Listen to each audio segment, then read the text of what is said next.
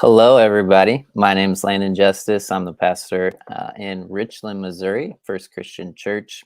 It's my honor to be the host of Spirecast today. And we're aware that life is challenging, let alone life in ministry. And trying to stay healthy, resilient as a church leader can be a struggle.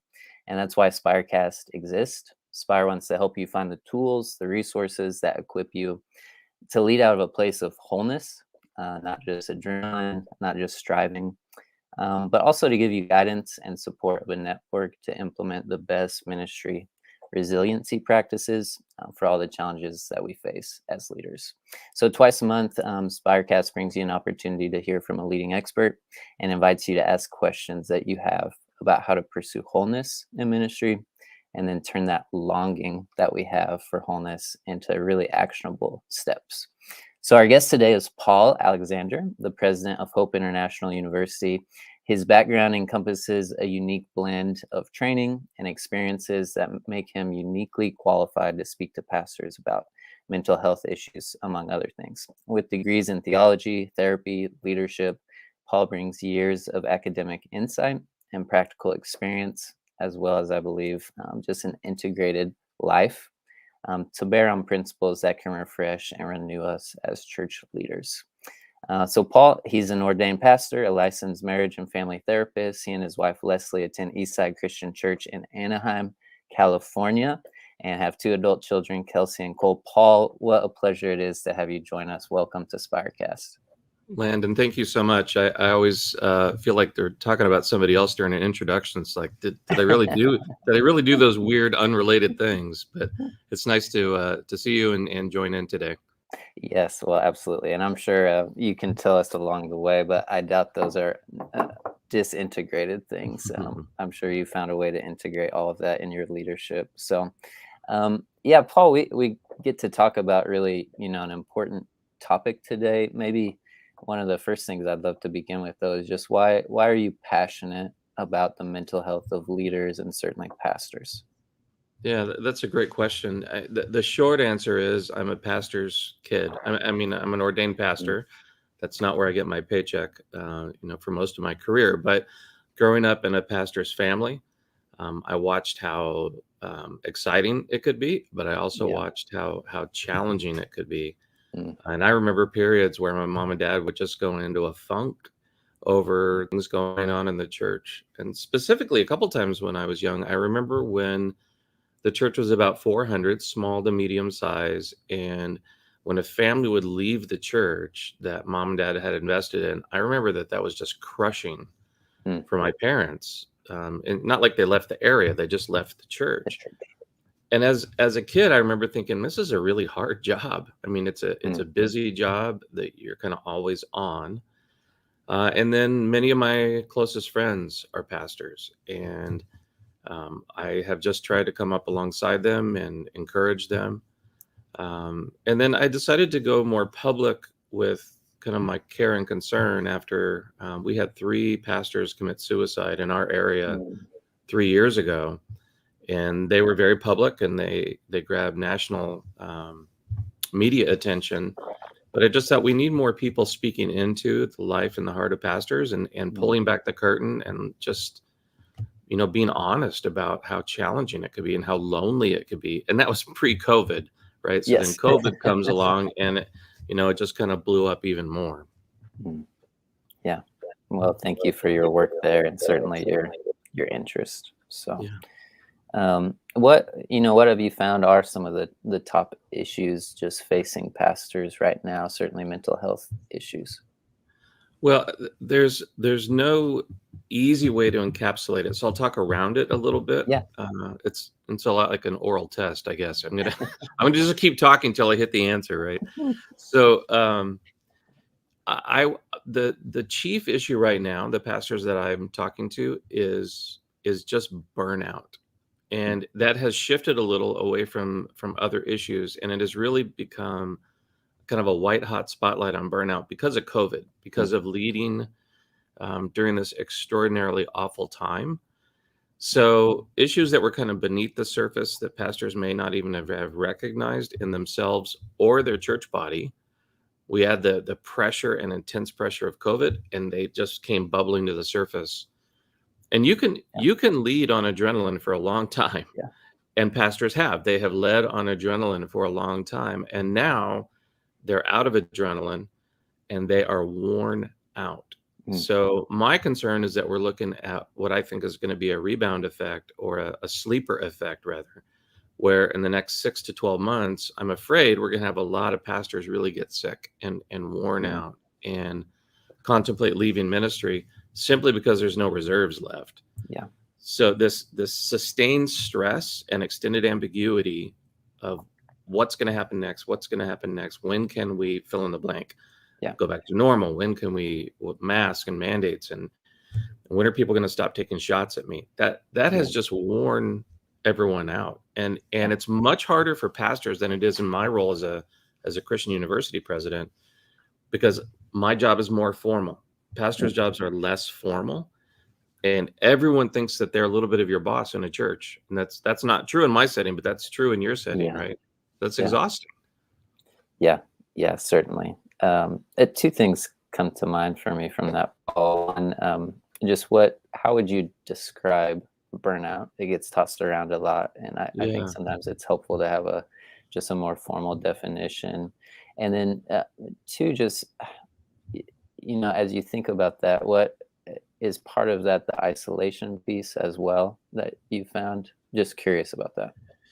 Well, I'll answer in reverse order. Absolutely. Isolation is both cause and effect, Mm. right? And so that's confusing for introverts. Half of our pastors are introverts, and they Yeah. think, if I could just be alone, I'd have more energy. And Mm. then we're alone too much.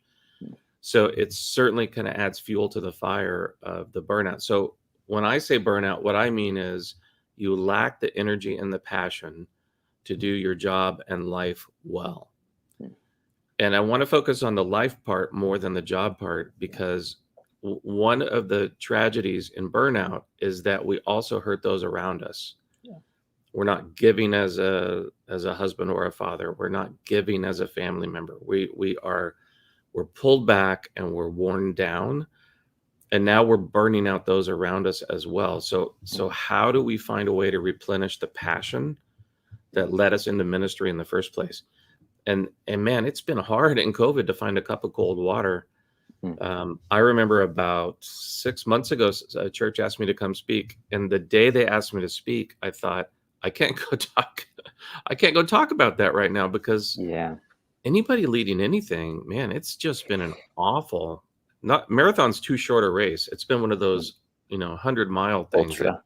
yeah, Yeah. those ultra awful things that people do to themselves. Yeah. Yeah. Yeah. Certainly. I had a unique position because I began my job here once COVID had started. Mm. So I feel like I missed some of that, unlike you who began leadership right before COVID. So Yeah, yeah. I, So I'm friends with 3 other Christian college presidents in Southern California, and we all started right before COVID. So we have a little support group called "What in yes. the World Are We Doing?" Yeah, Yeah. that's the name of the group. That's awesome. Yeah. Just as we think about mental health, Paul, there's so much we could talk about, but what tends to push pastors towards seeking help or even thinking they should? What are some of the barriers that you've encountered? So years and years ago, I worked for a Christian mental health company called the Minirth Clinics. It was a long time ago. They're not even around anymore. And one of my jobs was to man the pastor hotline. Man, I Mm. was so excited. I thought, I'm going to be able to help lots of pastors. Nobody ever called the hotline, Mm. even though it was advertised nationally. I mean, we would get like a call a month. Wow. And when I would talk to the pastors, I would say, why did you wait?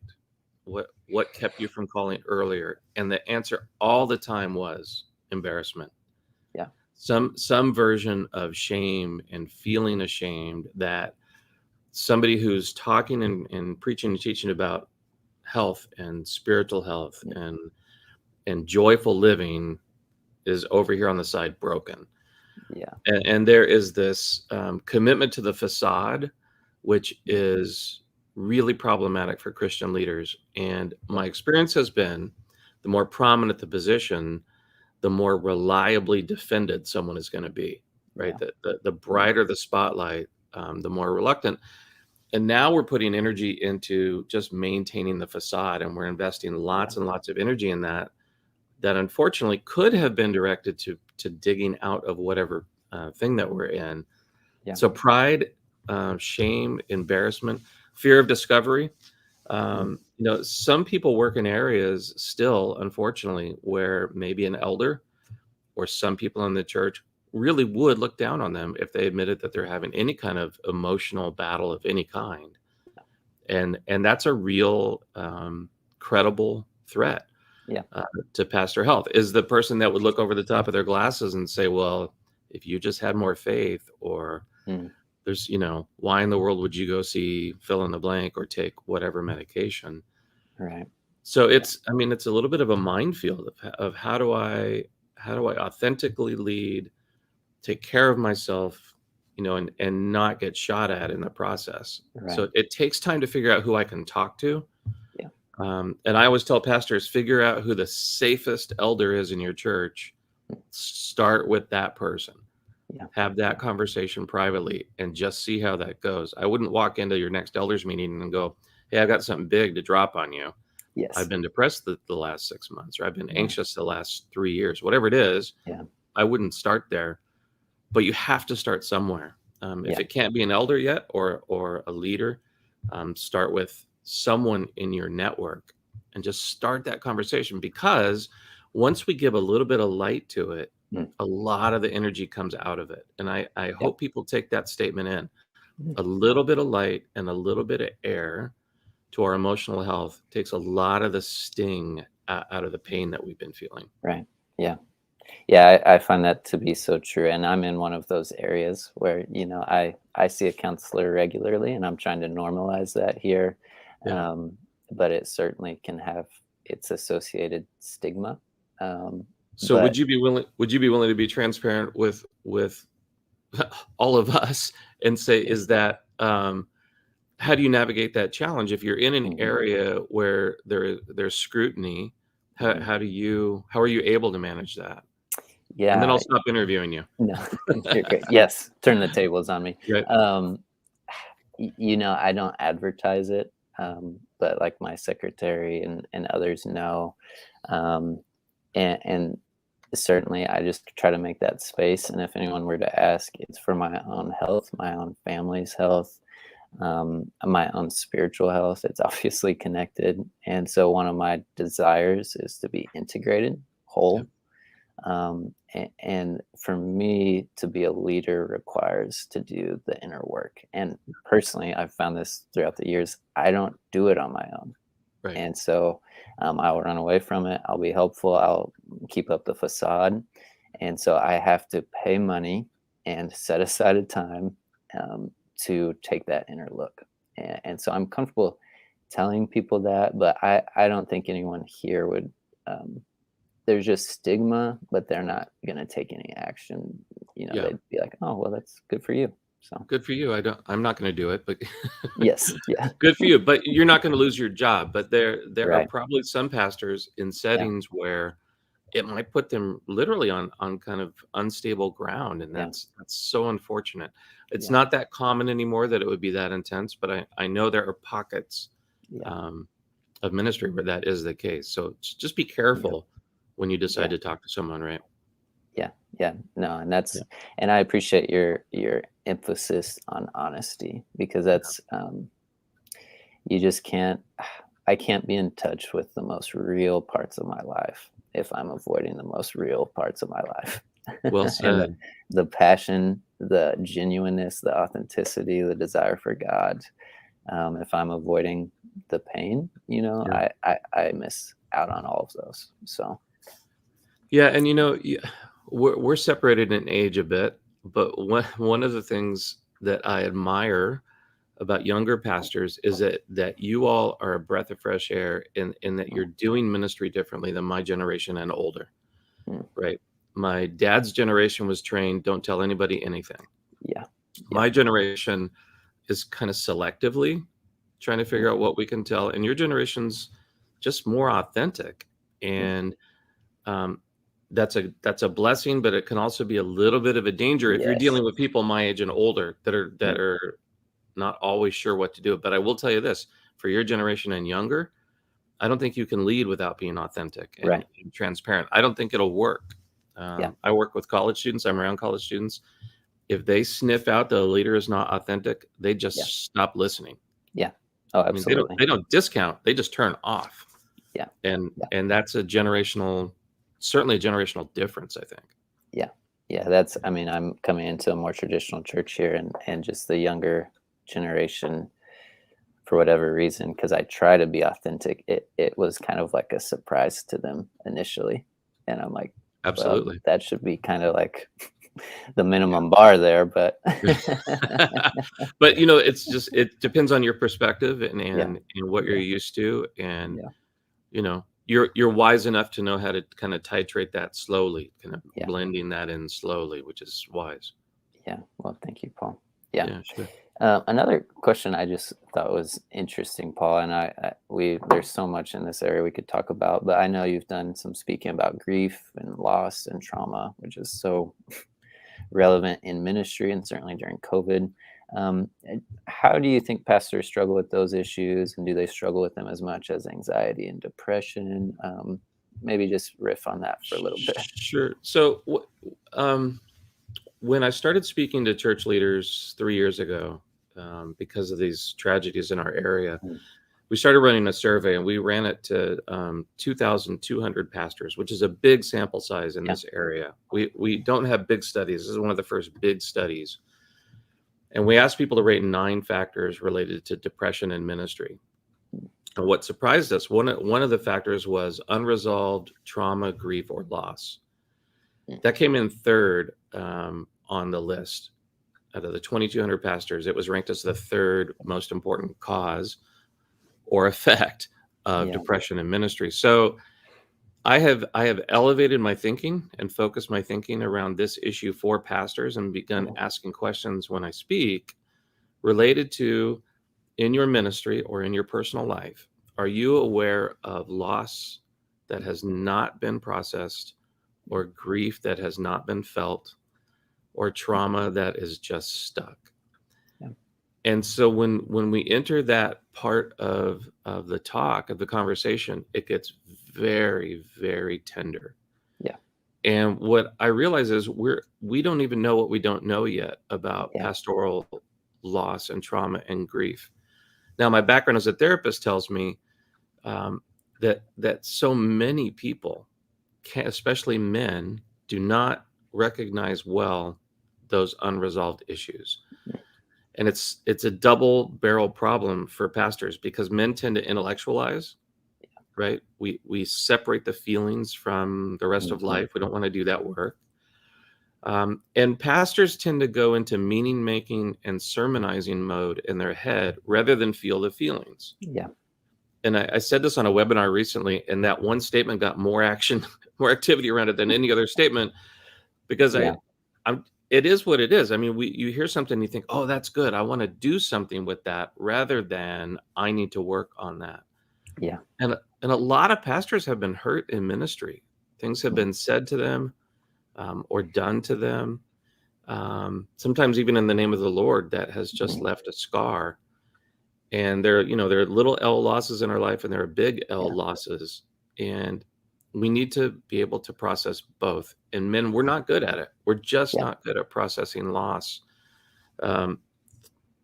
8 weeks ago, yesterday, my mom passed away Mm. at 90. And my dad's still alive. Mom and dad were married 69 years. And Wow. and the moment I heard she passed, I made a mental decision to not run away from the grief. And I'm glad I made the decision. Yeah. But it's hard work. Yeah. It is work 2 months after the fact. It is work part of every day, to just be in the grief. And there's really no shortcut. I know enough about grief to know there's no shortcut. Yeah. But there is a long cut if you try to run from it. Yeah. So pastors in general know a lot about grief, They know a lot about loss. They can speak to it. They can preach to it. But it's hard to want to do the work. It's, Yeah. it's like an aluminum table that we're throwing things on. It just keeps sliding off. Yeah. And we don't want to do it. None of us want to do it. Yes. Right.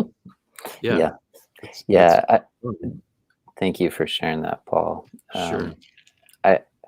What comes to mind as you say that is, we keep sliding it down, is the people that it is a compulsion, and it just grows and grows the farther you run from it, because it feels heavier and heavier anytime you dip into it, if that makes sense. So what would you say to someone who knows, okay, I've got some work to do, but it feels so overwhelming now because I've been avoiding this? Yeah. Well, first, I would say I would want to make sure that we've broken through enough of the denial, and I would want to say, the approach that you've been using so far, how's that working for you? Yeah. Right. And that's a famous therapist, jab, Yeah. but it's also an effective jab Yeah. to say, I need to own the fact that it's not working. So what I say to men who are leading is, your biggest fear is probably that if you get into it, if you open the door, everything in the closet's going to fall on you. Yeah. Yeah. So let's use a different metaphor. Let's use a little cabinet, and every week pull down, a plate and a cup. Yeah. And we have to change our thinking about our grit and realize, and I mean this with all my heart, we are way more gritty than we think we are. Yeah. We have tremendous resolve. So if we will recognize that, right, and get this up on camera, wherever it is. Yeah. If we recognize that the base is solid Yeah. because of God, what God has put in our character, then I can begin to look at painful things that have happened to me. Not so that I can just live in that pain, Right. because that's awful, but so that I can push through that pain and become more effective. Now, one of the decisions you have to make when you start that recovery process as a pastor is, what's my end game? Is my end game to just be better? Or is my end game to be a healed helper that doesn't mind talking about some of the pain? Yeah. And that's what I'm seeing as a transitional difference generationally, that you guys are more able and more willing to show people the scar tissue. And I think that's important for all of us moving forward. Yeah. It comes to this whole conversation, this is one of my passions, but it seems like, I don't know if this is true generationally, but I feel like I have less help in knowing how to just simply be human. So how to hold the hardness of a human life, or the suffering, and less institutions, less and less generational commitments, less and less rootedness. And so this conversation is just so meaningful, because I have to have help, in knowing how to navigate life. But for me, it just, I don't know, I just have to be honest about those things, or I don't know where I would be. And one of the things that helped me early on, I as you're saying that, I felt the feelings that are really old in my soul of, why is no one talking about this? Yeah. That existed in my early 20s when I went through a really serious depression, and I looked around and I thought, I feel like I'm an alien here. Yeah. I don't know who to talk to. I feel like I don't know what I'm going to be able to do. Yeah. And I found two authors that, while I figured out the who people later, I found two authors that were helpful enough to help me bridge out of that year-long depression. One was Frederick Buechner, and one was David Seamands, Seamands, Okay. who have just written such remarkable work. Yeah. And I feel like, God, somebody's finally telling the truth. Yes. Right? Yeah. That life is hard. Yeah. Life is difficult, and painful. And the idea that this struck me toward the end of COVID, the intensity of COVID here, the idea that any of us could lead well during a crisis is almost laughable.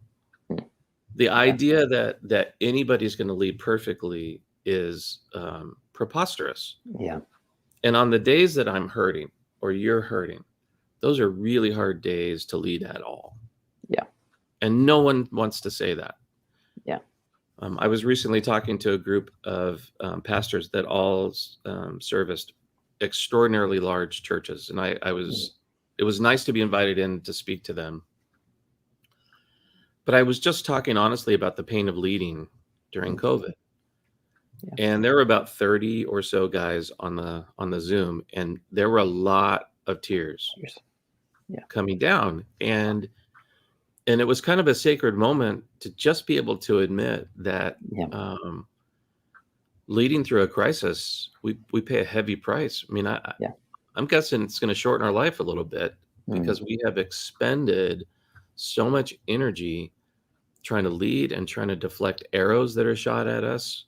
I know pastors that are sincerely thinking about getting out of ministry because of the continued criticism of their leadership. Yeah. And that breaks my heart. Yeah. A buddy of mine's up in the Pacific Northwest. He had a little sweet old lady who'd never been mad at anybody in her life. Hey, well, thanks everybody for being patient with us. We may be able to get Paul back on here. But one of the things that's sticking out to me is it's an underlying thing that Paul keeps mentioning is honesty. And that's one of the, welcome back, Paul. I'm sorry, guys. I don't know what happened. You're good, man. I was just mentioning one of the things I really appreciate is, I think it's Ruth Haley Barton who I heard say it, but that God is in reality. And one of the underlying currents I just hear you mentioning, and even those 30 leaders, is the chance to be honest in a real space where there's trust and just love. And that's where I think health for a pastor has to begin at honesty. Health for anybody. It does. And one of the reasons that people find success seeing a counselor is you're not paying for expertise. Well, a little bit you are, but you're paying for trust. You're paying in some cases for the first place maybe in your life where you could be 100% real and authentic. And that is a life-changing experience if you have been committed to facade or have not felt safe in the past. And it also reminds me of how people feel when they come to us, that one of the gifts we give them is the space to be real and flawed and scarred and sinful, just like we are. Yeah, absolutely. A question that just got texted in, Paul, is am I fooling myself or completely unaware of myself if I feel COVID 2020-21 was no big deal, but now 2022 feels like walking through sludge? Any thoughts on that? So this is a kind of a common theme with leaders I've been talking to, is that some feel like they almost like guilty, like it was not a problem going through the worst of it. Pastors are saying, my church didn't go down very much. Giving went up. There are some people and go, it didn't seem too bad. And now it's nonsensical that they're worn out. And what I would say is you spent a lot more energy leading than you thought you did. Yeah. You spent a lot of your reserves every day. And our mind and our body cannot sustain that kind of stress. You will have to pay the system back. Yeah. So I was talking to a biologist one time about this, and he looked at me, his name was Glenn. He goes, that's true at a cellular level. If a cell expends a lot of energy, it will rebound.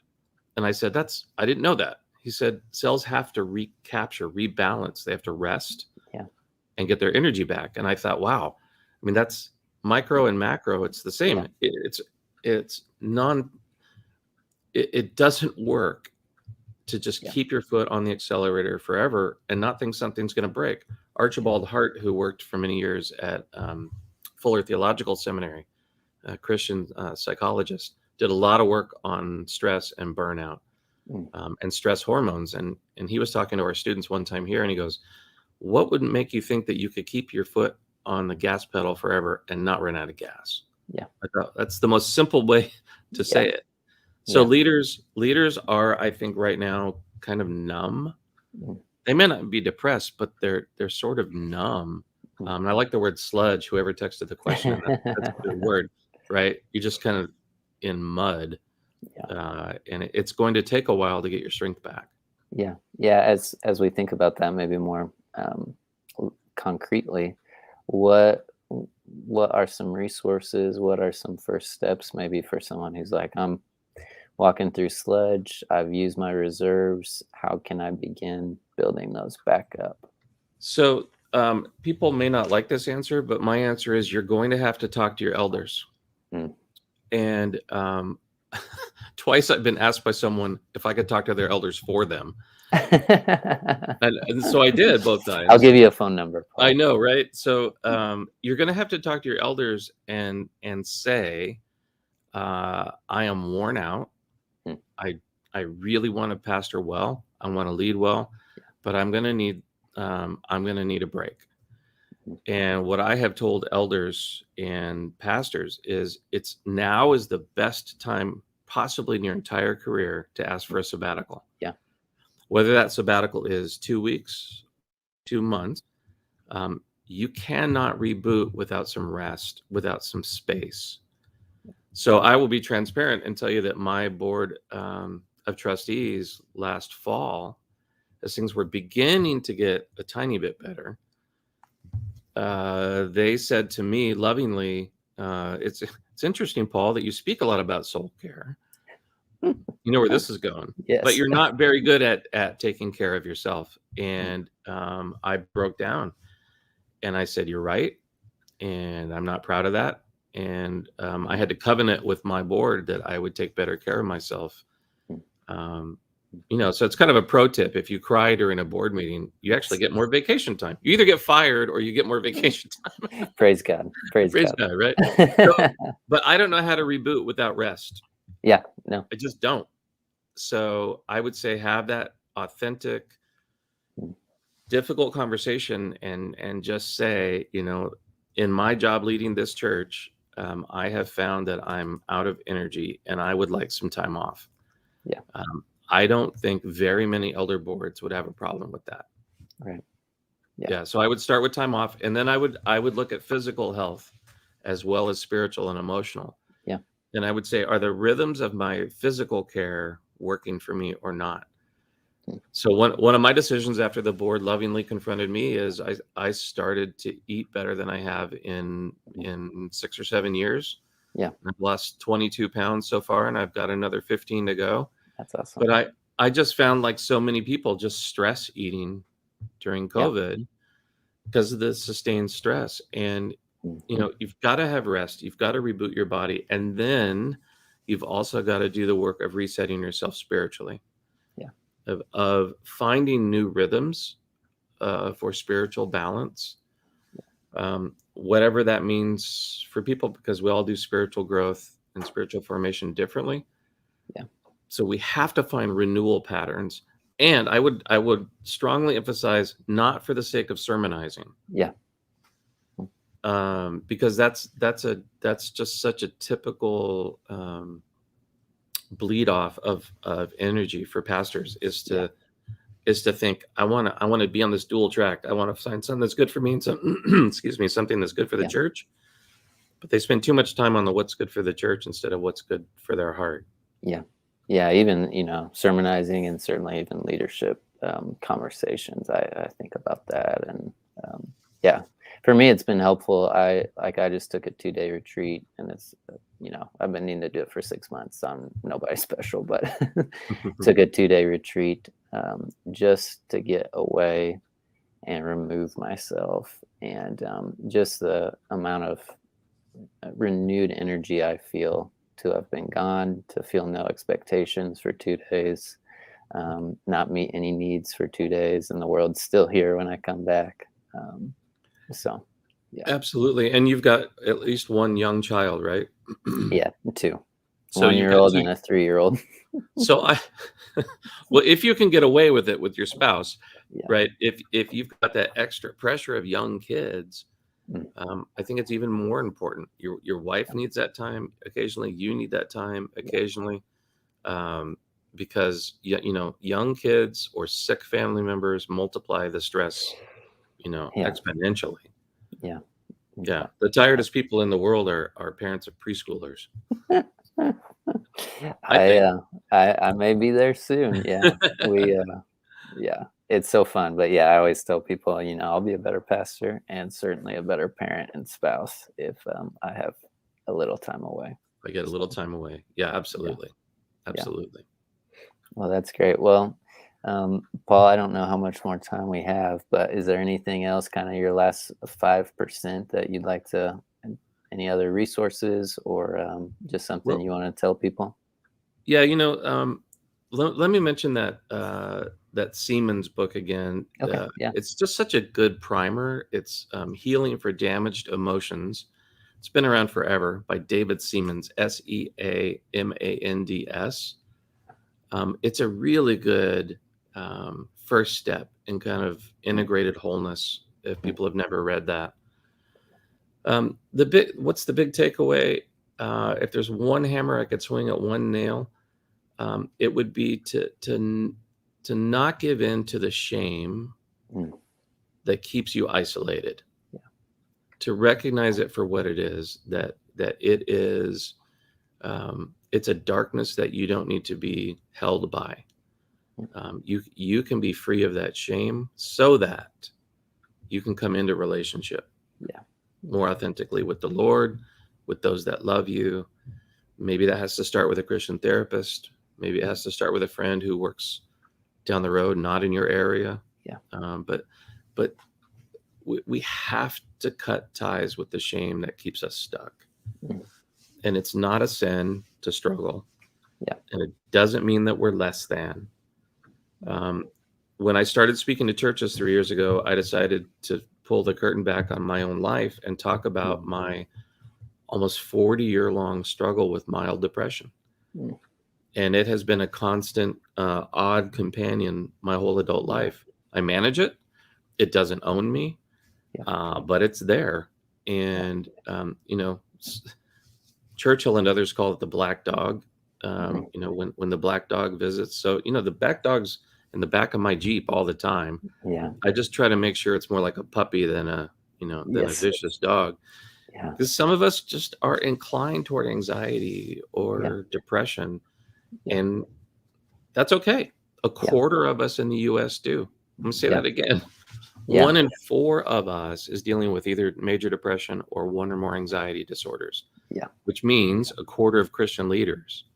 Yeah. So I'm in the quarter, and that's okay. Yeah. But it took me almost 40 years to want to talk about it. Yeah. It's a Yeah. long time. Yeah. Well, and that's a good reminder to be in it for the long haul. And I'm just reminded, Paul, I appreciate your example for us because just the amount of energy and wholeness and even connection that can come when we're honest about our stories. And so it's Absolutely. not just to be a better pastor, but to be a human or a soul before God. Yeah. Will just increase our effectiveness and certainly our longevity, and hopefully our ministry fruitfulness as well. It's this is going to sound selfish, but it's good for us, Yeah. right? Yeah. To live more authentically is good for us, and when that's good Yeah. for me, I find it really makes people around me better, safer, happier, calmer, whatever Yeah. words you want to put in there. Yeah. Yeah. Yeah. Hey, thank you, Well, Landon, for letting me talk about this stuff. I could go on and on and on, but yes. I know we're Yes. out of time. Yeah, we better wrap up. But Paul, thank you for joining us on Spirecast, and everyone, thank you for listening today. This has been a great time. Thank you, Paul. All right. God bless. Thanks.